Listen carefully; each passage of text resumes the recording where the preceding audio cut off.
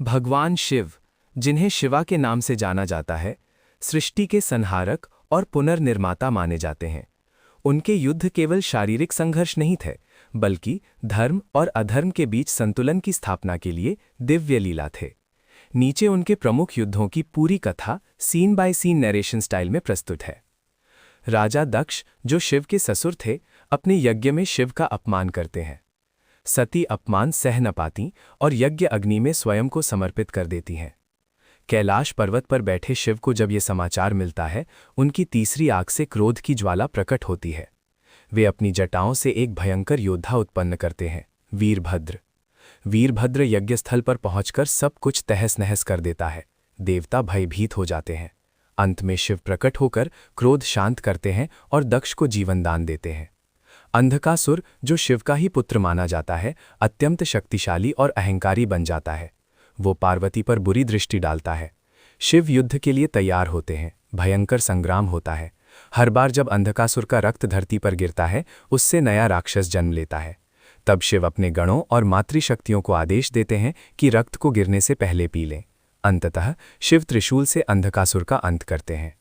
3 राक्षस भाई, तरकाक्ष, कमलाक्ष और विद्युन्माली, 3 अलग अलग नगर, स्वर्ग, आकाश, पृथ्वी में रहते थे। उन्हें वरदान था कि वे तभी मरेंगे जब तीनों नगर एक सीध में आएंगे। देवता शिव की शरण में जाते हैं। शिव एक दिव्य रथ पर सवार होते हैं, पृथ्वी रथ, सूर्य चंद्र पहिए, ब्रह्मा सारथी। जैसे ही तीनों नगर एक सीध में आते हैं, शिव एक ही बाण से तीनों का विनाश कर देते हैं। उन्हें त्रिपुरांतक कहा जाता है। समुद्र से उत्पन्न राक्षस जलंधर को वरदान था कि उसकी पत्नी वृंदा के पतिव्रत के कारण उसे कोई हरा नहीं सकता। जलंधर देवताओं को पराजित कर देता है। शिव स्वयं युद्ध में उतरते हैं। भीषण युद्ध होता है। अंततः विष्णु की सहायता से वृंदा का पतिव्रत भंग होता है और शिव जलंधर का वध करते हैं। गजासुर नामक राक्षस हाथी के रूप में आतंक फैलाता है। शिव उससे युद्ध करते हैं। भीषण संघर्ष के बाद शिव उसे मारते हैं और उसकी खाल पहन लेते हैं। ये रूप गजासुर संहार कहलाता है। भस्मासुर को वरदान मिलता है कि वो जिसके सिर पर हाथ रखेगा वो भस्म हो जाएगा। अहंकार में वो शिव को ही भस्म करना चाहता है। शिव संकट में पड़ते हैं। तब विष्णु मोहिनी रूप में आकर भस्मासुर को नृत्य में उलझाती हैं।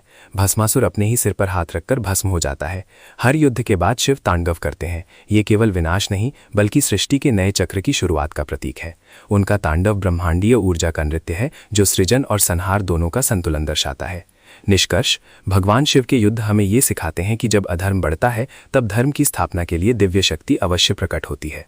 उनका हर युद्ध केवल राक्षसों से नहीं, बल्कि अहंकार, लोभ और अन्याय से था।